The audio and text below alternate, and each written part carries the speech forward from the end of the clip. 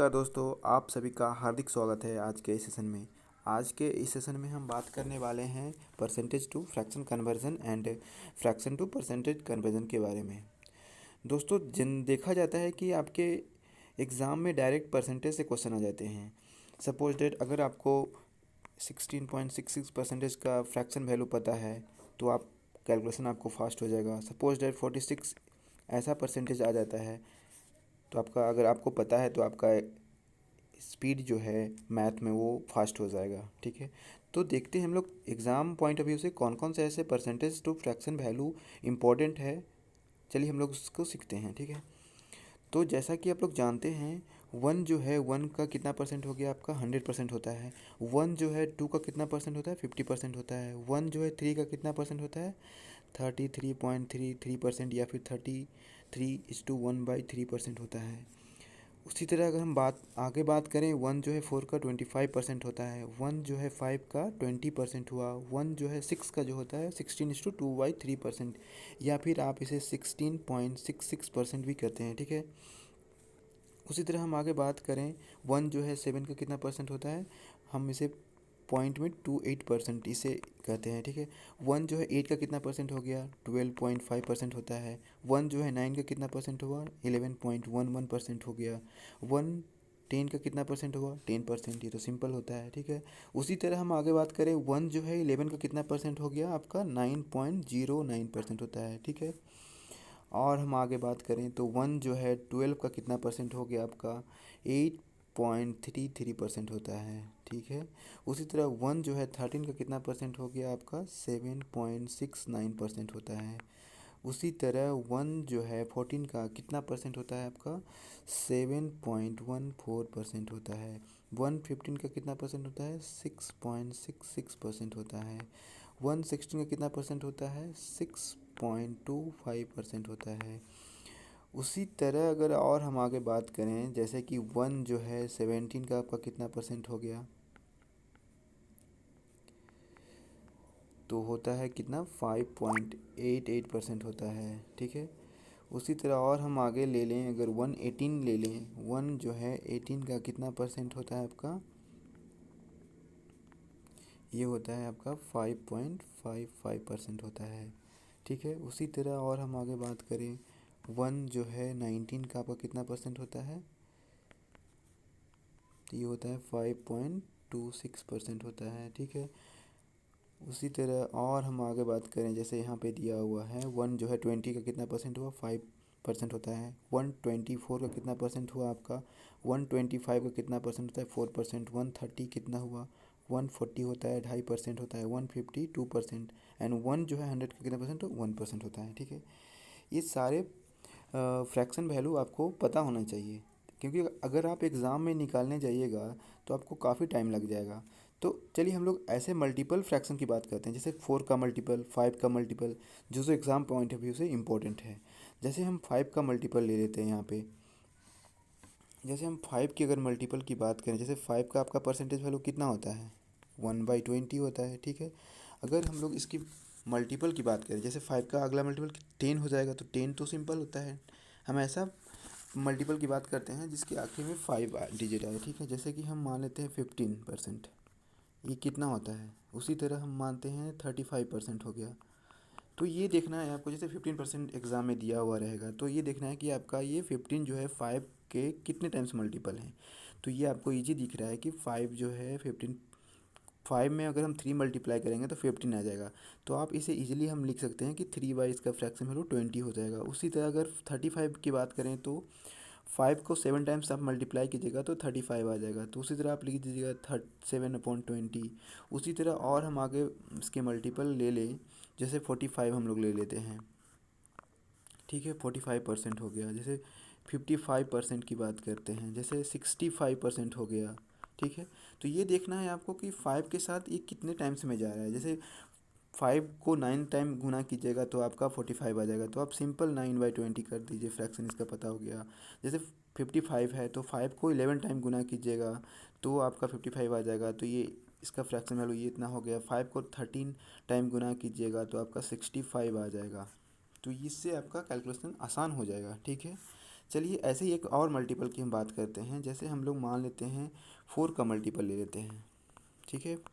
जैसे 4 का 4% that means कितना इसका फ्रैक्शन वैल्यू होता है 1/25 होता है, ठीक है।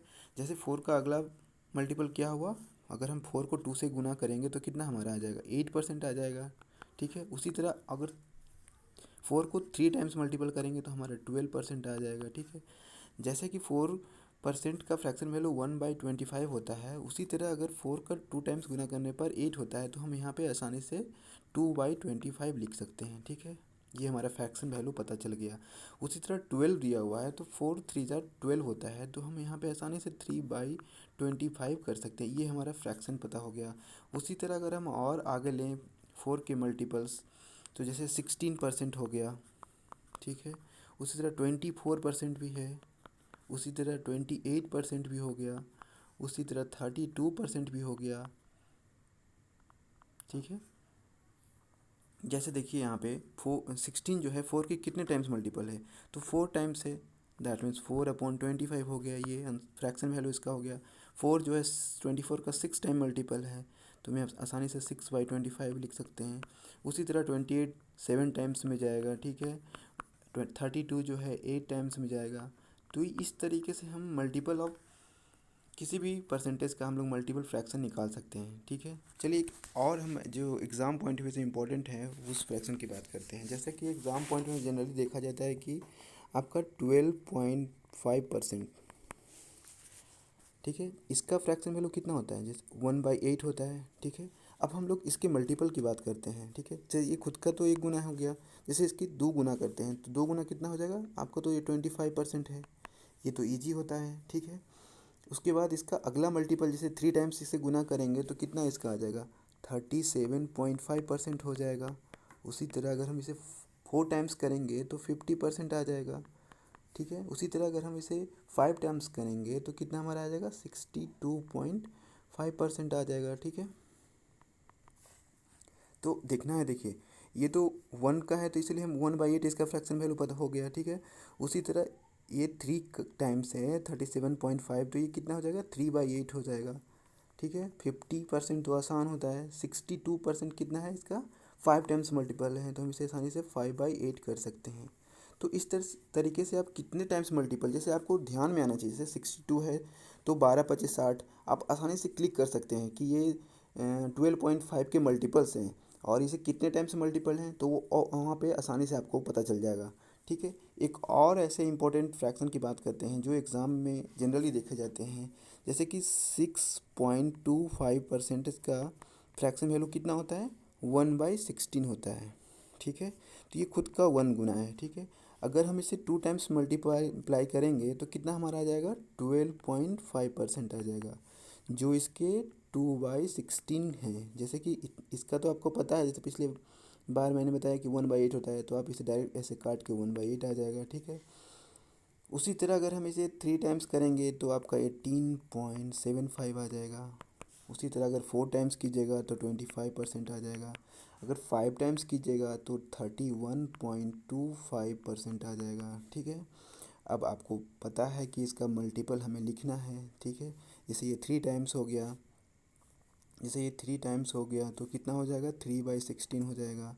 ये 24 तो आपको पता है 1/4% होता है, ठीक है। उसी तरह ये 31.25% 5 टाइम्स होता है, तो आप 5/16 कर सकते हैं, सिंपल।